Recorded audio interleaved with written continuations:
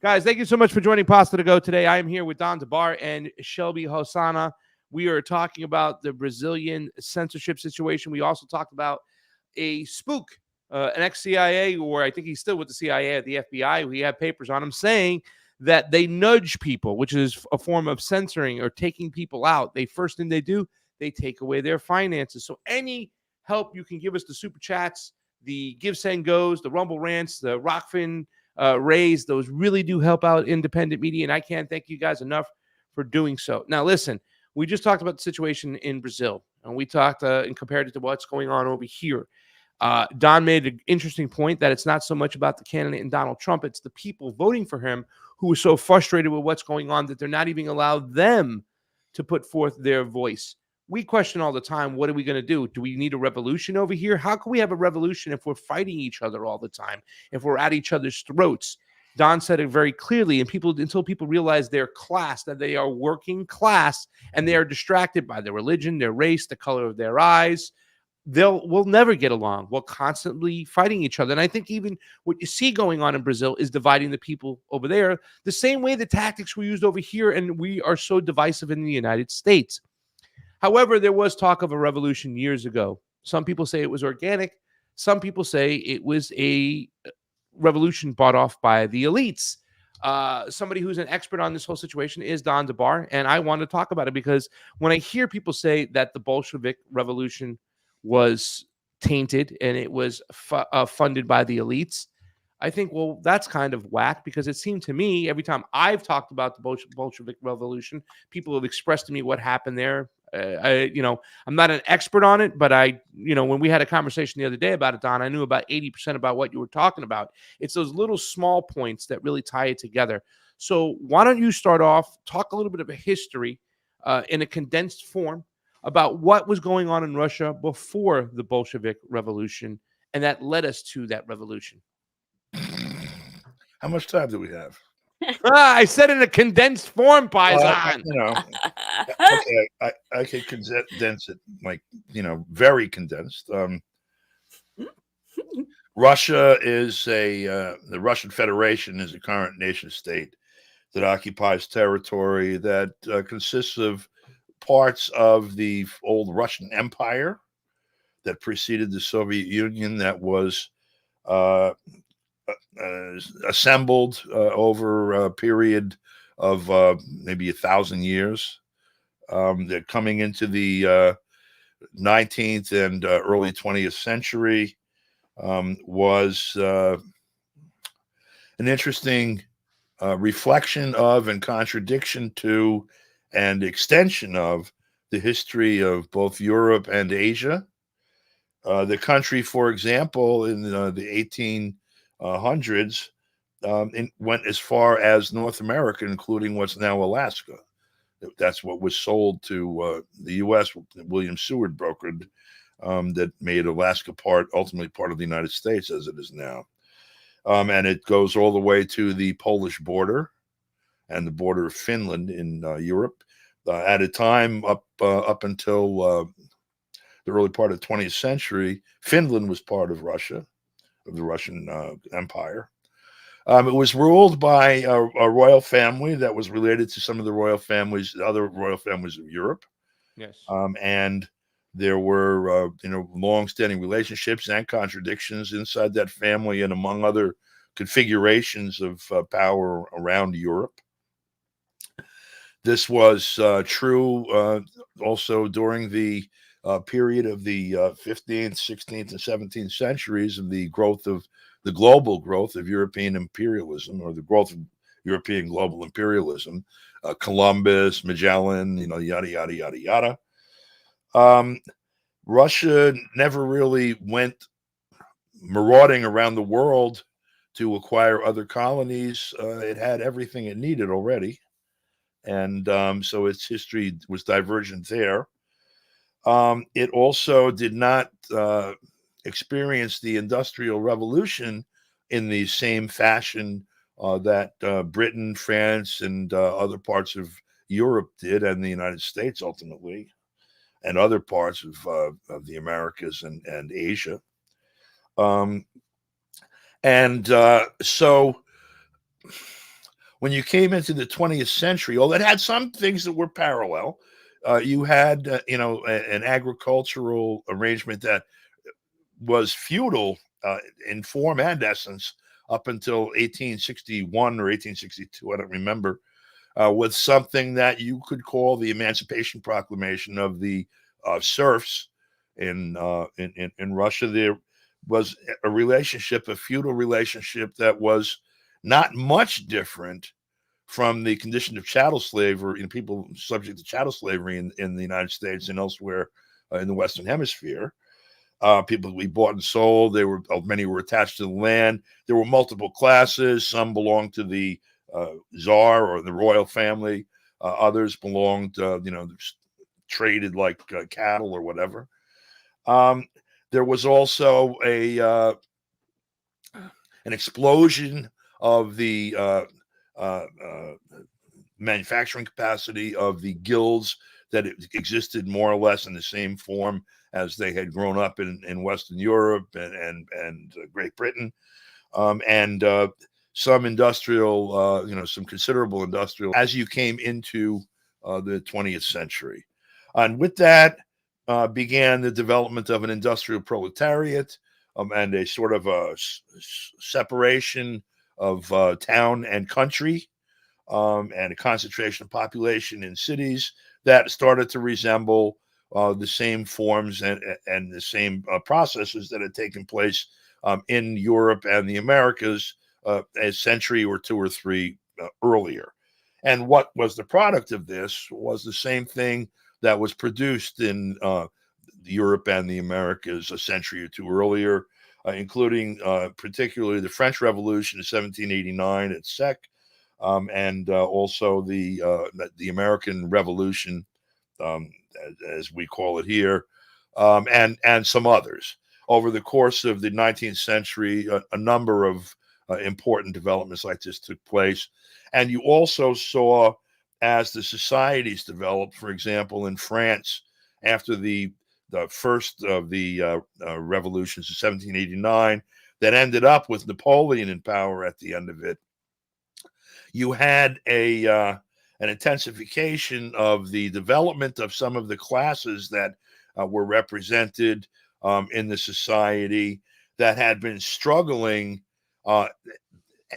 sort of on the ground, resulting in a struggle at the government political level, resulting in a revolution, resulting in new governments, resulting in new configurations of power among those people in the government. This happened several times in France as the working class grew, as the owning class also grew with its, imperial, outlets and the sources of revenue and power. And so in the same way that you saw the French Revolution in the late 18th century and then the mid 19th century, and then the Paris Commune in the 1870s, Russia kind of went through those stages in a very rapid succession, with the first revolution in 1905, resulting in something pretty much like the Magna Carta, 800 years earlier or whatever, in Great Britain, where the imperial power of the royal family was curtailed by other powerful interests in the country. Many of those represented by the owners of industrial and agricultural concerns. Who was the previous before those agriculture and those industrial owners? You told me, like, I think you used the term, just guys who wore funny hats were kind of like the power, right? The power mechanism. And now you have this whole, the people who make things, the factory owners. Yeah. You had feudal relationships in essence until and outright, again, like outright serfdom and those kinds of feudal relationships up until 1861 or two. And but more or less feudal relations in terms of power, in terms of allocation of land, in terms of allocation of resources, in terms of those things also, as in terms of how much can I eat and my kids eat and such. That happened. That was all the way through 1905. Yes. When the people that owned the factories and what, the other actual businesses that had sprung up over the past 100 years started to say, look, the czar can't tell everybody to do what to do all the time. We want a voice of this thing that we have a big stake in. And so the people were in a desperate state. There was an industrial proletariat that had, they had, like I said, you had town and country now. People in the town and people in the country really didn't have an accommodation. Peasants were starting to have a hard time, which is what the serfs became, unlanded peasants in particular, or some small landowning peasants.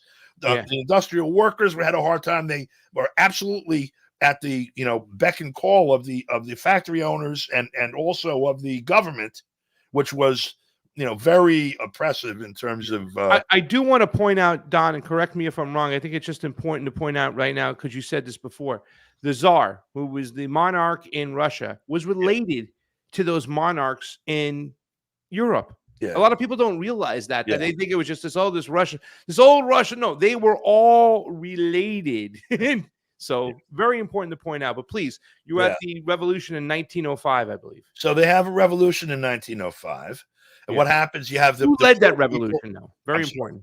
Who led that? People first. You have industrial workers who rise up, and peasants who rise up.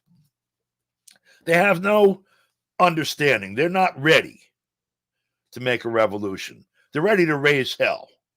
Yeah. And then there are various other groups in the society who are, we're ready for change here. The bourgeoisie, the landed peasantry, parts of the aristocracy that were, say, sort of maybe oppositional, they were all represented in different groupings in 1905. And so you have a situation where they say a revolutionary condition exists when the people will not be governed the people who are governed will not be governed in the old ways, and the people who govern cannot govern in the old ways.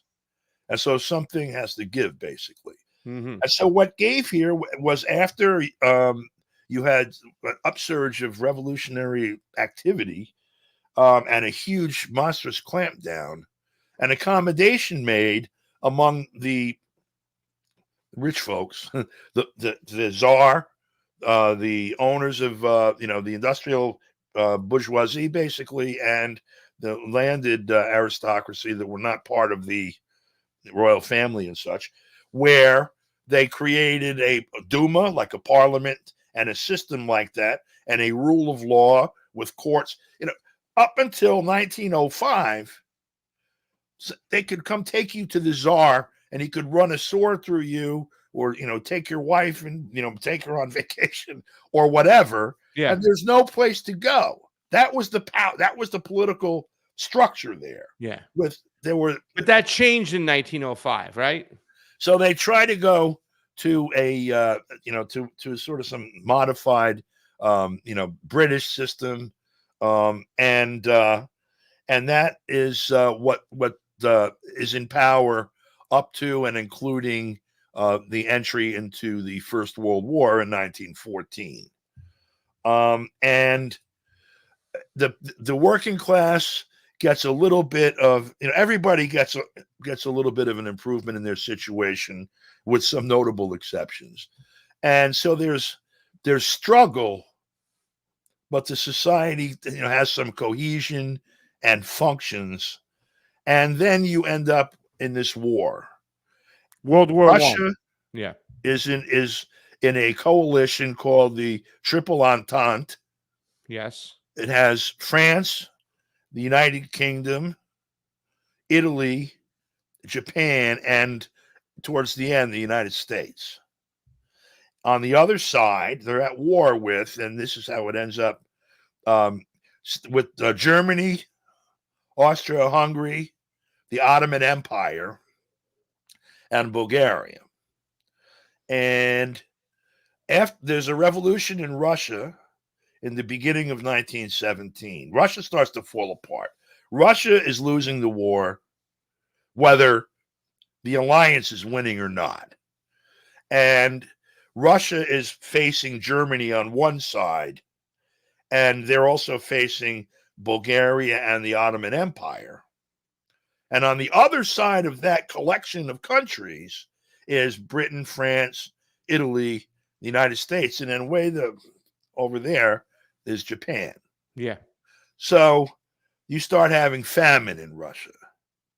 You start having soldiers revolts in the army. You start having a collapse in industrial production, and you end up with a revolution. And the first revolution comes in what by the Russian calendar is February of 1917. And it's pretty much the whole of society that's in revolution against the existing government. The modified czarist government. Okay. Yes. They establish a provisional government with representation from each of the various sectors of the society, including the workers. And so the what's now known as the Bolshevik Party. Let me back out for a second before we get to that. During the 1905 revolution, there was a party called the Russian Social Democratic Party. Yes. And it was the sort of the precursor to the Russian Communist Party and some others. Okay. And there was the question of what to do. It was sketched out in 1903, really, before this happened, in a pamphlet that Lenin wrote called What is to be Done, to make it easy. Looking at the existing configuration of forces in the country, the situation in facing the working class and peasants in particular, and what form of outcome do we want to see from this, revolutionary maelstrom that's swirling right now as we figure out what's the government going to look like next week. Yeah. So there were some people that wanted the working class to not be part of the compromise with the bourgeoisie, which in other words, the industrial and financial interests, or with the landed peasantry, or with the czar. And inside this is inside the RSDP, the Russian Social Democratic Party. Lenin's faction was in favor of the workers pull out. We are, going to try to push this all the way through to a workers' revolution, certainly to at least the first phase of a revolution that will end up putting power in the workers' hands. Yes. The vote on that inside the RSDP or whatever decision making, I can't remember how the hell they did it at this point, favors Lenin's position. That's why they're called Bolsheviks. They're a majority. The minority position, which included Trotsky, by the way, was in favor of accommodation. Yes. And they didn't prevail, although I don't remember if they participated or not, but in any event, everybody became irrelevant because what happened was the bourgeoisie and the czar and his family, monarchs, the monarchy, and some of the big agricultural interests, they decided what to do. They set up the Duma, and that's what operated until you get to basically 1917. So that government leads them into a catastrophe. The country is in ruins. The army is in retreat. The peasants are sitting on top of food that the people in the cities need to eat. There's no way to get it to them. They have nothing to trade for it anyway.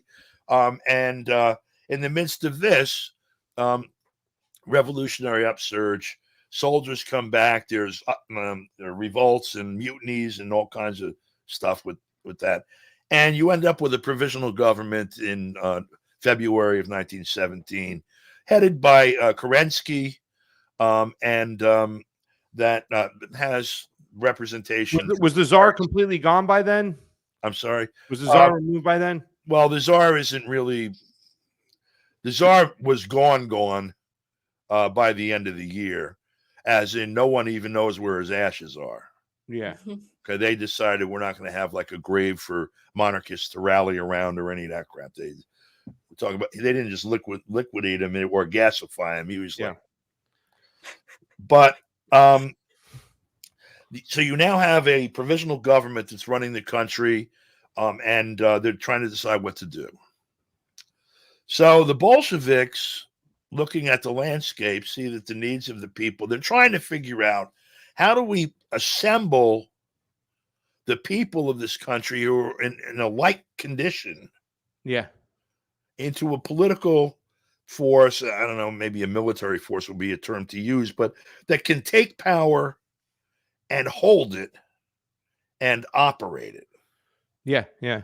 And so, they raise a bunch of demands, and they raise the demand to the provisional government that the construction of this government should be a product of popular constituent assemblies, which is basically a constituent assembly is an assembly of people who are charged with, say, writing a constitution or, something that's going to help constitute the state. A popular assembly is an assembly of the people. I just walk in. When we saw Occupy Wall Street at the beginning of that spreading, what you had in essence were popular assemblies. These were places where people assembled. There you go, popular assembly. They sat down and started hashing out the parameters to have conversations about the things they wanted to talk about. And then they started to talk about them and figured out ways to formulate conversations and to encourage mass participation in the conversation, aimed at charting out some steps that everyone could agree on to move forward, to make a list of goals that people wanted to realize, to construct a mechanism or mechanisms to help achieve those goals. It's like sitting down with a group of people to try to set up a business. First, have we decided what the business is going to be? And then how do we do it? Yeah. And only this is obviously a much more complex task. And now what we're doing is we're talking to factory workers in Russia in 1917, many of whom can't read. Most of them haven't read Tolstoy or Lenin. Okay. And of course, agricultural people who, 50 years ago were slaves and who were still waiting for the Virgin Mary to land or whatever superstition prevailed at the time. So looking across that landscape, the task was how do you organize this into a political force? And so looking at the needs of the people, it wasn't subtle, and you didn't really need to have a popular assembly to find out what are the three most important things. They were the following. First, bread for the people in the cities. They needed to eat. In the countryside, land, because the people who worked the land didn't own it. Yeah. So they didn't have a stake in any of this thing that was going on. They worked their asses off and they lived a subsistence life. And even that wasn't working now. And the last thing was this overarching problem they all had with stuff blowing up and people getting shot and body bags being sent back from the German front and all of that. They needed peace. Yeah. And so the Bolsheviks constructed a program of bread, land, and peace. And it's like walking down the street with the sign, people fell in behind them. And in November, they had another revolution. Now, wait a second. I want to stop because I want to make sure before we get to the November Revolution, because what I just want to understand is that the revolution in 1917 was a vacuum had come through. The Tsar was gone. He was removed. They couldn't even find his ashes. And they had this existing government. But it was somewhat tainted, right? It wasn't it really didn't fulfill the needs of the people. The Bolsheviks, who had been involved with a lot of, planning and organizing, getting together, and the Bolsheviks, pretty much the three main players in the Bolsheviks we know today were Lenin, Trotsky, and Stalin, correct? Those three.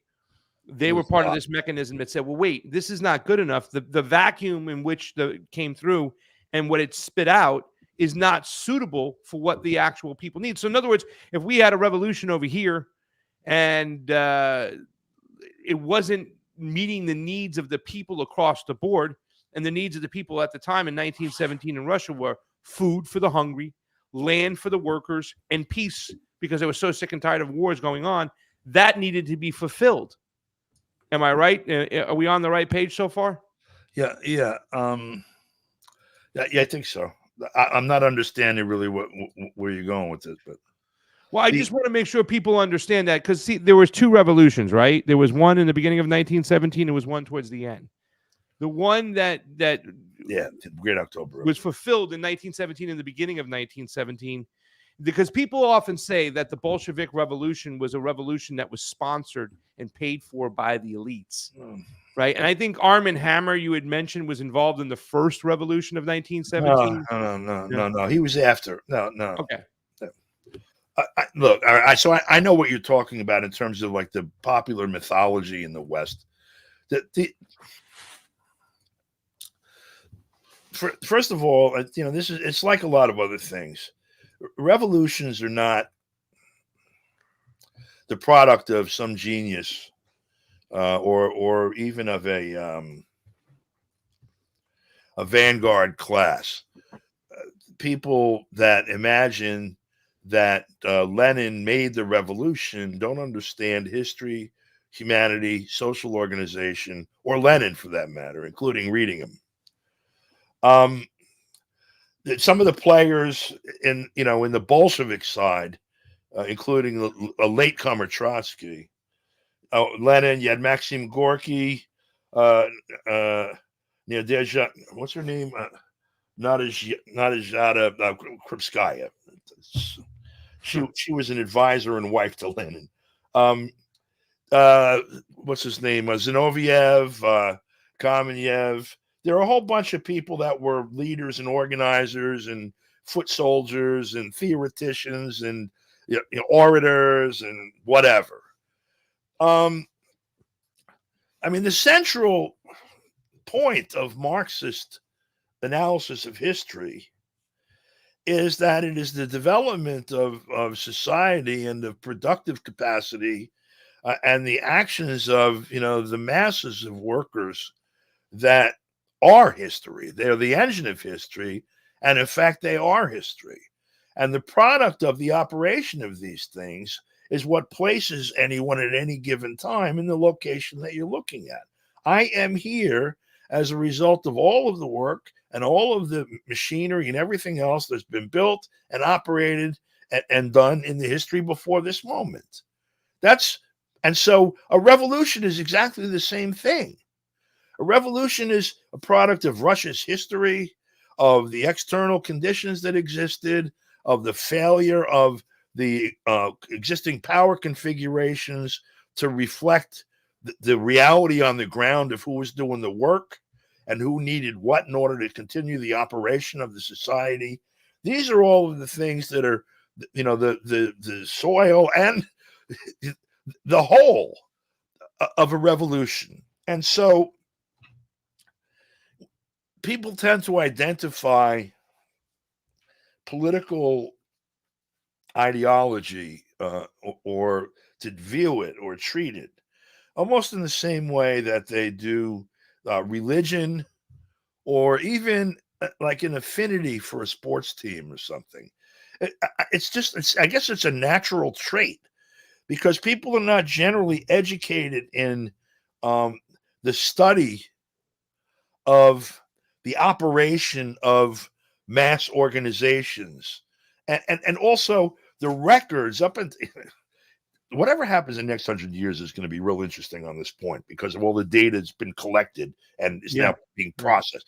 We don't really know what happened in the countryside outside of Moscow, say on June 8th, 1916, that might have made some guy go to St. Petersburg, angry about something, to tip over an apple cart that made somebody else scream. They ended up in prison, came out a revolutionary, shot. There's 100 million people doing all these things. Yeah. And the revolution is a product of all of it. And so, the big man of history theory, That's not a Marxist theory. That's not a Marxist concept. People who call themselves Marxists hold themselves out as the big man of the moment, or that person that I bow down to was the big man of history and I'm his apostle. That kind of shit goes on with all human activity.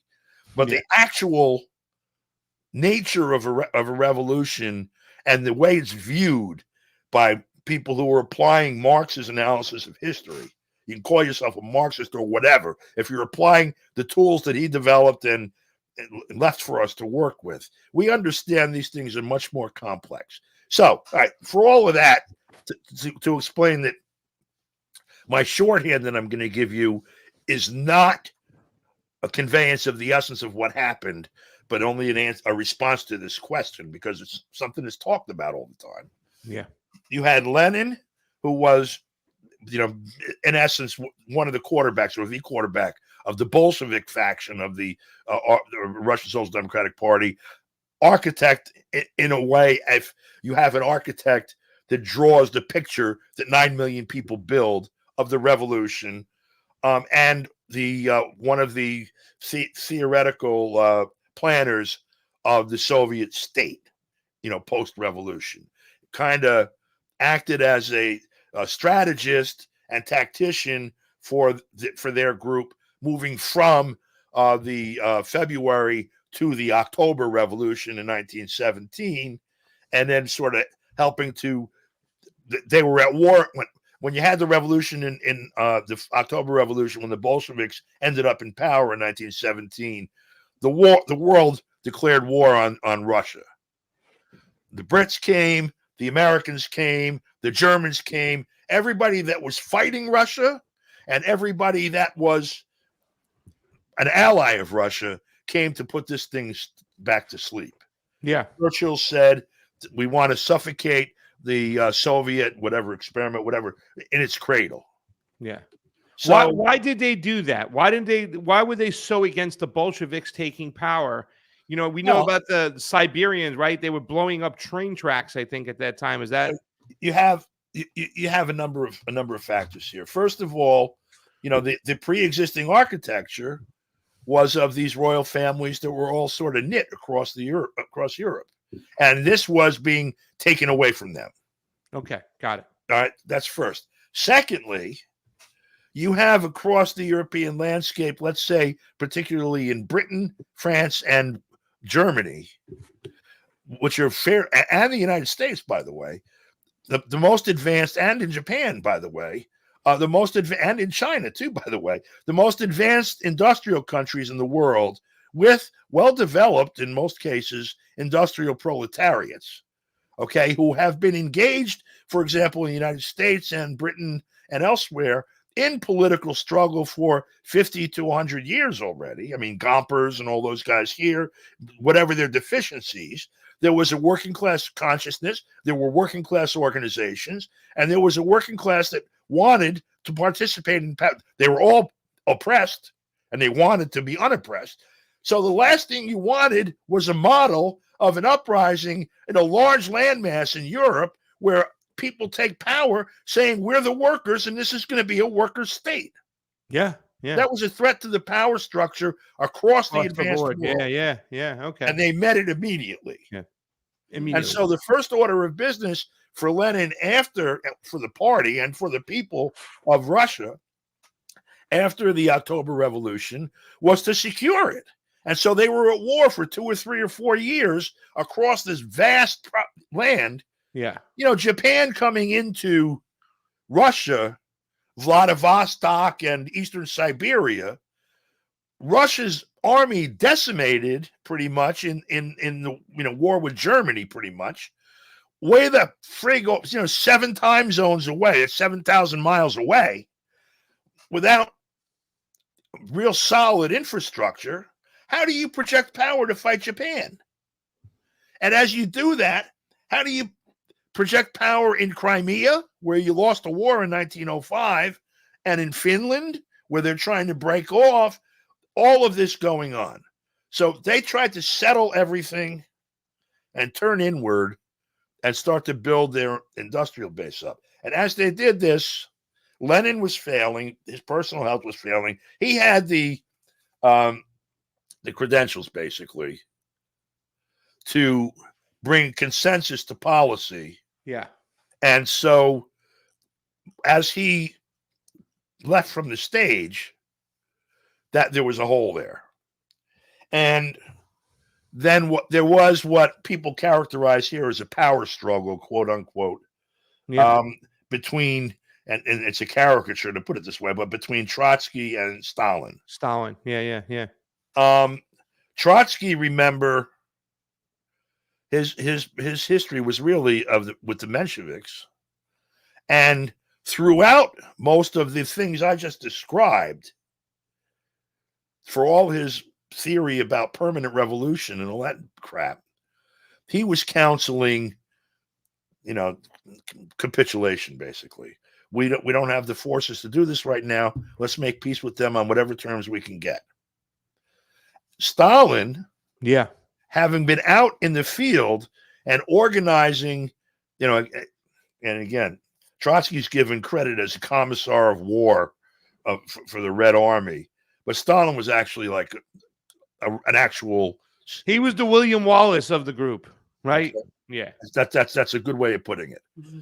So after this power struggle is resolved and the question of what to do with the country is resolved, do we surrender and say, okay, we'll build a bourgeois state, we'll let under Marx's theory and under Lenin's, portrayal of these things, the government, if you're going to have a bourgeois government or a communist government or whatever, these things are a product of the reality on the ground in the economy. How developed are the productive forces? Is it producing housing and food and everything that everybody needs sufficiently? First of all, secondly, what's the distribution of these things? Is it something that everyone's satisfied with? Is it extremely exploitative? Also, what's the legal environment around these things? Is it tolerable? Is it exploitative, et cetera? Depending on that stuff, your state's going to reflect it. Okay, so they're saying we don't have the wherewithal to have a workers' government. Our workers don't know how to manage a place. Our workers don't know how to read, okay, et cetera. Let's let these guys run it and get the best deal we can. That's pretty much, it's a crude way of stating it, but that's pretty much what Trotsky was counseling up until the power struggle. Got it. Stalin was counseling something quite different. Yeah. He was basically counseling, we got a lot of hands, we got a lot of skills, we got a lot of land and a lot of resources. Let's get the fuck to work and build our state. And that ultimately prevailed. And that ultimately prevailed up until 1939. They started building it. Yeah. And when people say that you'll hear somebody saying in an organization or a group or an event, well, the problem with the Bolshevik Revolution is that it was Stalinized. That seems like a Trotsky saying that right off. It's moronic. Yeah, it seems like first of all, look around the world right now. Yeah. The problem with the revolution isn't the problem with the Bolshevik Revolution. The problem with the revolution is that we're not having a revolution now fast enough to stop us from having a third world war. Okay? We're not having a revolution fast enough to stop 9 million people a year from dying of starvation. We're not having a revolution fast enough. I could go on. Yeah. People that are arguing over shit that happened 100 years ago as if they know. Yeah. Because they don't know. What's the source of your knowledge? I know you're not 100 years old. I can tell. Okay? I know you haven't been studying this for 40 years. You're 26. Yeah. Et cetera.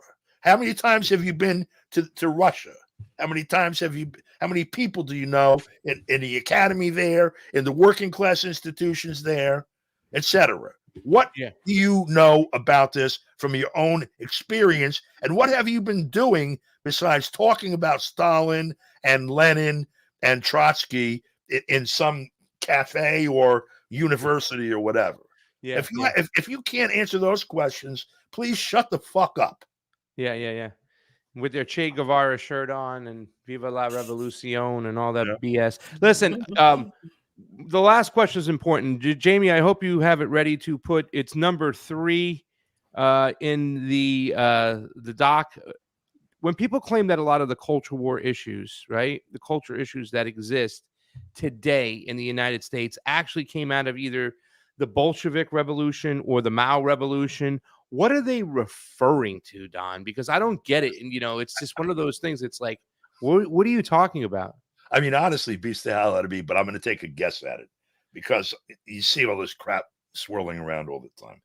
Let's start with, first of all, there's I guess the product of, okay.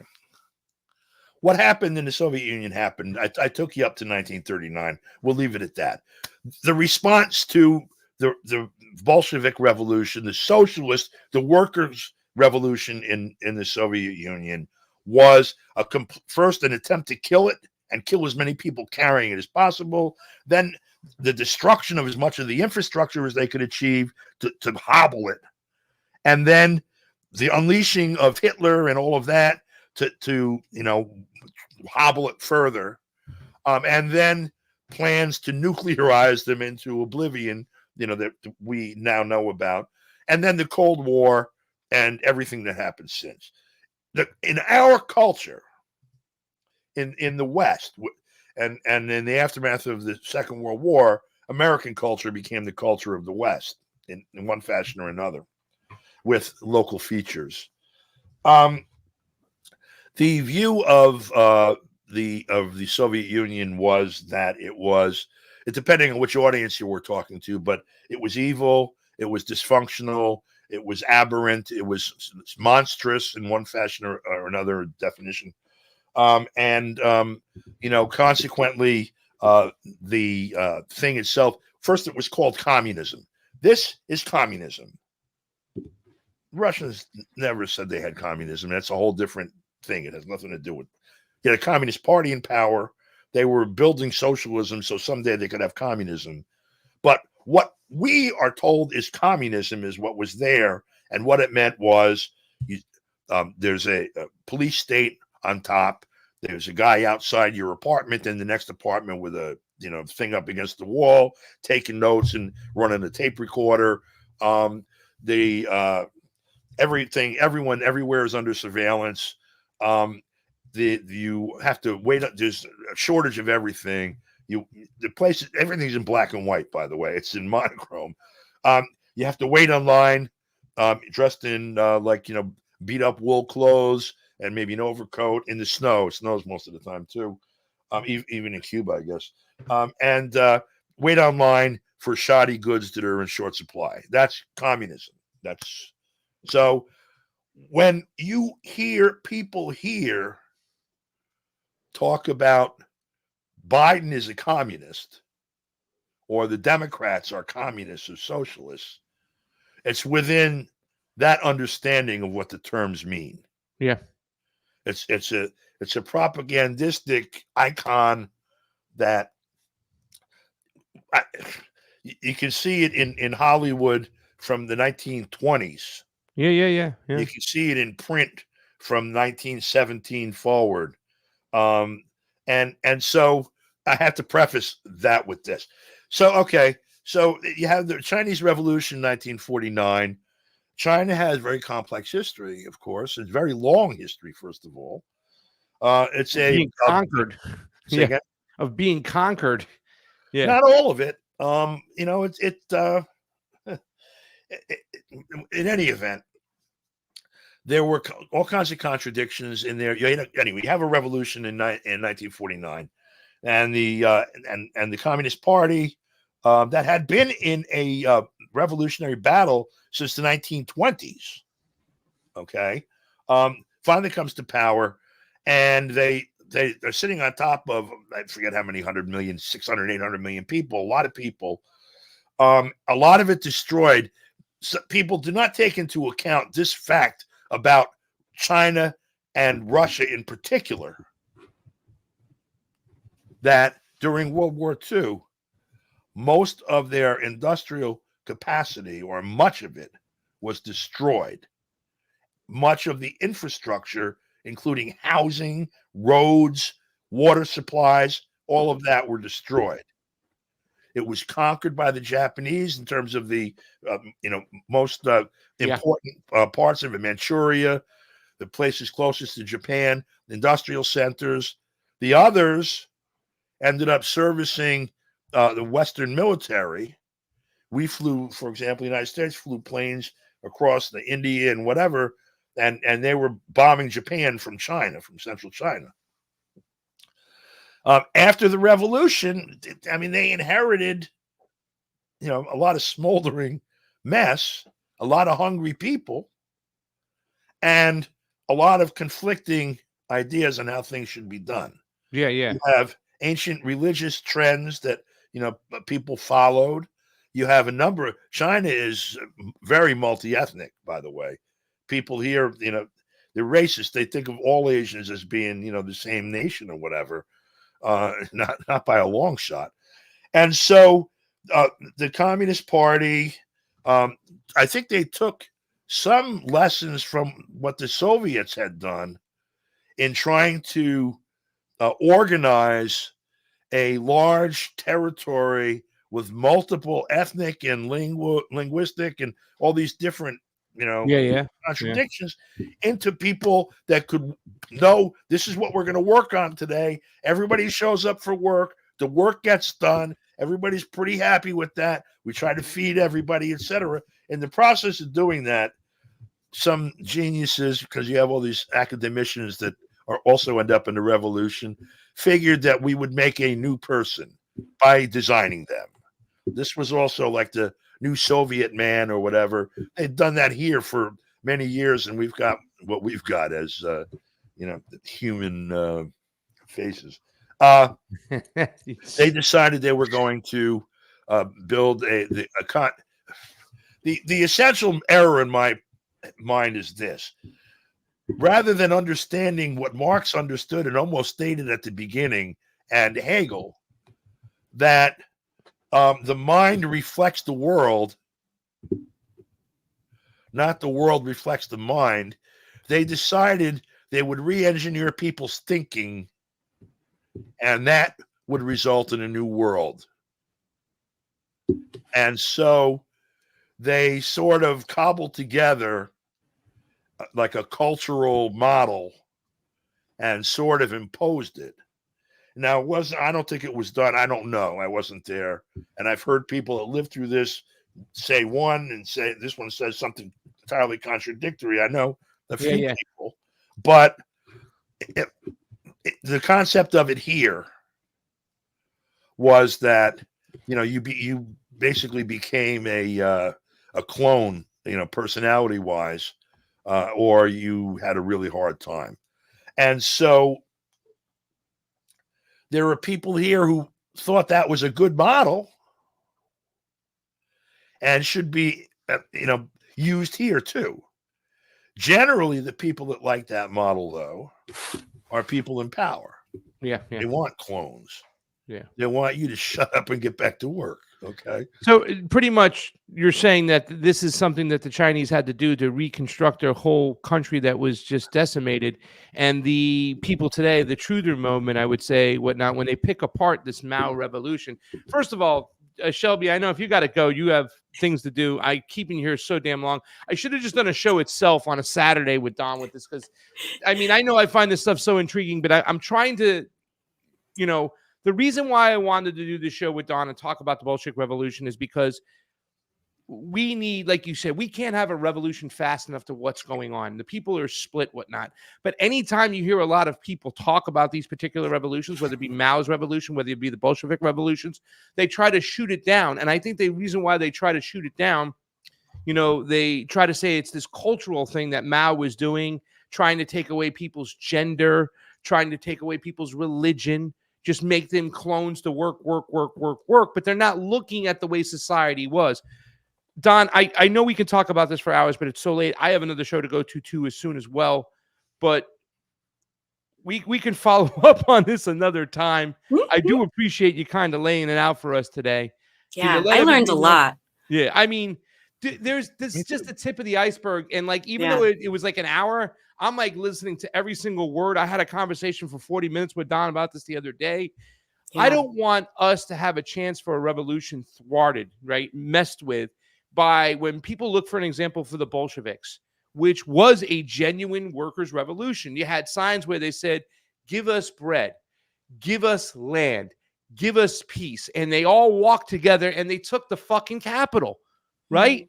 Because they realized that class-wise, they're all on that same level. So I wanted Don to explain some of that stuff because I do have a lot of truther friends, and they're like, the Bolshevik Revolution was sponsored by Arm& Hammer, or it was sponsored by some elite groups. It was the Rothschilds that were behind it and whatnot.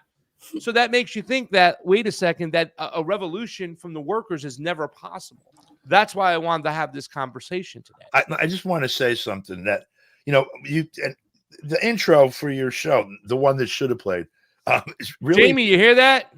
makes the I'm just busting Jamie's stuff. Makes the point, and generally you make this point, that the real struggle is against imperialism. And by the way, Lenin makes that point quite well about 100 years ago. No matter what any of these revolutions are or were or became, because those are all terms you have to look at, looking at anything that happened, any sociological phenomenon, any historical event, you have to look at what it was, what it became, and things that flowed from that.